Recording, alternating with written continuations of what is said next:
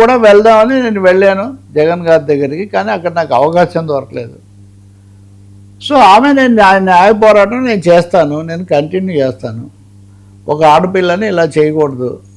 నిజానికి ఏ ఆడపిల్లను అయినా కూడా ఇది అందరికీ కూడా ఒక కనువిప్పు ఉండాలన్న దాంతోనే ఆమె అనడం లేదు. కానీ ఈ చర్చ అనేది ఒక్కో సందర్భం ఒక విషయంలో ప్రజల్లో కొంచెం అవగాహన తీసుకొస్తుంటుంది కదా.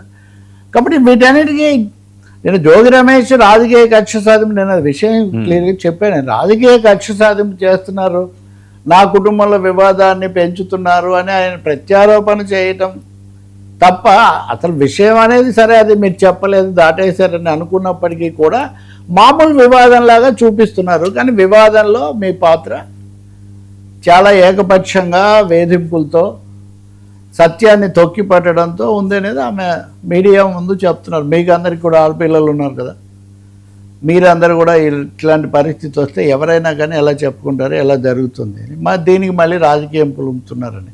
సో ఖచ్చితంగా అయితే ఈరోజు అదనంగా ఇప్పుడు కృష్ణప్రసాద్ కూడా ఆమె ఒక మాట అంటున్నారు. నేను ఎమ్మెల్యే ప్రసాద్ దగ్గరికి వెళ్ళాను, కృష్ణప్రసాద్ దగ్గరికి.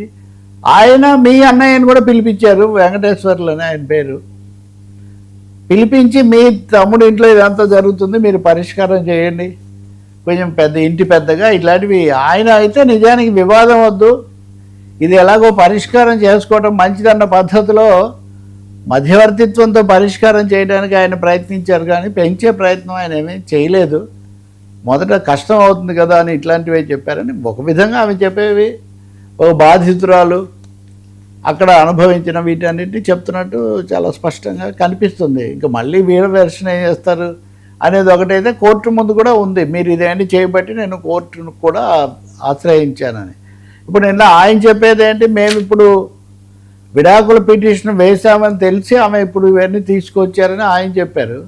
కానీ ఏడాది కిందటే పెళ్ళైన 2 నెలలకే మీరు విడాకుల పిటిషన్ వేశారు, అది కూడా ఏకపక్షంగా, రెండోది నాకు తెలియకుండా చేశారని. కాబట్టి చాలా తీవ్రమైన అంశాలు ఉన్నాయి. వీటికి జవాబు దాటేసి రాజకీయమైన దాడి లేకపోతే ఎదురు దాడి వివాదం ఒకటి. ఈరోజు నిన్నటించి ఎమ్మెల్యే వెర్షన్ ఈయన వెర్షన్ 2 పోటాపోటీగా వేస్తున్నారు. కానీ అన్ని విషయాలు నేను మళ్ళీ చెప్తానని ఆయన కూడా చెప్తున్నారు. ఇంకా ఆయన ఏం చెప్తారో, ఆయన మాట్లాడింది ఆయన సేకరించింది నెట్వర్క్ ఎక్కువగా ఉంటుందని. ఈరోజు అచ్చెన్నాయుడు కూడా ఇందాక మంత్రి ఆయన కూడా ఈ విషయాలు మాట్లాడుతున్నారు. సో దీన్ని రాజకీయ స్వభావం లేదా రాజకీయ వివాదాల్లో బహుశా ఇది కూడా చేరే అవకాశం చాలా ఎక్కువగా ఉంది.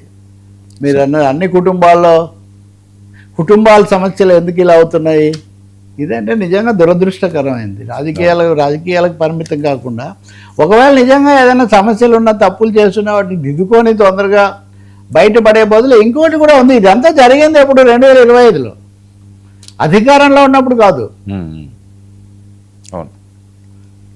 అధికారం కోల్పోయాక ఇంకా ఇప్పుడంటే దీన్ని ఇంకా ఊహించాలి ఎవరైనా కానీ. కాబట్టి ఖచ్చితంగా జోగి రమేష్ మళ్ళీ మీడియా సమావేశం పెట్టి చెప్తారేమో తెలియదు. కానీ మీడియా సమావేశాలు కోర్టులో పోరాటాల కంటే ముందు ఒక మానవీయ దృక్పథంతో వాస్తవికంగా పరిష్కరించాలి.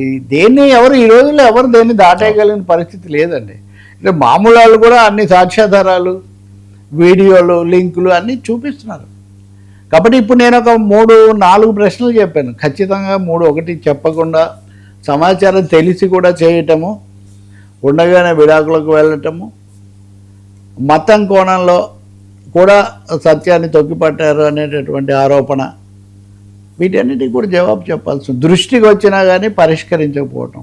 ఈ 4-5 అంశాలకు జోగి రమేష్ సందేశి చెప్పడమే కాదు, నన్ను అడిగితే పరిష్కారం చేసుకోవని న్యాయం చేయాలి.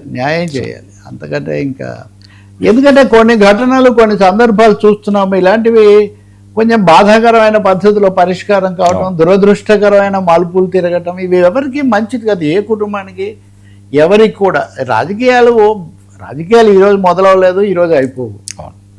కాబట్టి కలగపులగం చేసేసి దీని ద్వారా లాభ నష్టాలు లెక్కేసుకోవడం ఏమాత్రం సరికాదు ఏ కుటుంబాన్నైనా. నేను నిన్న కూడా స్పష్టంగా చెప్పాను, ఈ సందర్భంలో అనవసరంగా పెద్ద పెద్ద కుటుంబాల పేర్లు తీసుకొని రావటము, లేకపోతే శాసనసభలో గతంలో చంద్రబాబు సతీమణి గురించినటువంటి దాన్ని పరోక్షంగా ప్రస్తావించడం, ఇవన్నీ బొత్తిగా అనవసరమైన అసందర్భమైనటువంటి విషయాలు. ఇంకొక మీడియాని గురించి ఆయన ప్రస్తావించారని నేను చెప్పాను. ఆ మీడియా ఆయన ఈరోజు నిన్నంతా కూడా ఆయన కూడా చాలాసేపు దాన్ని చెప్తూనే ఉన్నారు. ఇంకా అది ఆయనకి ఎలాగో ఆయనకు ఉంది కాబట్టి వాళ్ళు చూసుకుంటారు. కాకపోతే ఈ క్రమంలో వాళ్ళిద్దరు బావమరుదులు అనే పద్ధతిలో ఆయన అన్నారని మళ్ళీ ఈయన కూడా దాన్ని స్వీకరించి చెప్పడం కొంచెం వింతగా విపరీతంగా ఉంది ఈ విషయం. మరి దురదృష్టకరంగా కూడా ఉంది. ఎంత తొందరగా ముగిస్తే అంత మంచిది. జరిగిన తప్పును సరిదిద్దుకొని కట్నం అని తీసుకోవడం అనేది మామూలుగానే పొరపాటు. కట్నాలనండి ఇంకోటేనండి. ఇలాంటి కేసుల్లో కూడా వాటికి నాకు ఎవరో చెప్పారు యాక్చువల్గా. అంటే నేను కూడా చాలా లైఫ్ చూసాం కదా, చాలా సందర్భాలు ఇలాంటి సమస్యలు వచ్చినప్పుడు పరిష్కారం చేయటము ఏదో చెప్పడం జరుగుతుంది. మాకు ఇంత ఖర్చు అయింది, మినిమం ఖర్చులు ఇప్పించటం, ఇచ్చిన వెనక ఇవి జరుగుతాయి. మాకు కూడా ఇంత ఖర్చు అయింది మీకేనా అనడంతో అది అసలు పరిష్కారానికి కూడా ప్రయత్నించలేదని ఆమె చెప్పేది. ప్రయత్నించి ఉంటే నిజానికి ఇక్కడ దాకా వచ్చేది కాదు కదా. సో పెంచుకోవడానికైనా పరిమితి ఉంటుంది. మరీ ఇంకా మామూలు వాళ్ళకంటే పదవుల్లో ఉన్నవాళ్ళు, బాధ్యతల్లో ఉన్నవాళ్ళు అనకూడదు, కానీ అదేవో కక్కుర్తిగా ముగించాలనుకుంటే అది చాలా సమస్య అవుతుంది. ఇంక ఇందులో వాళ్ళ మతాలు తీసుకొని రావడము, వాళ్ళు మతము వాళ్ళంటే మీరు మేము ఎవరు, అమ్మాయి అంటుంది మీరు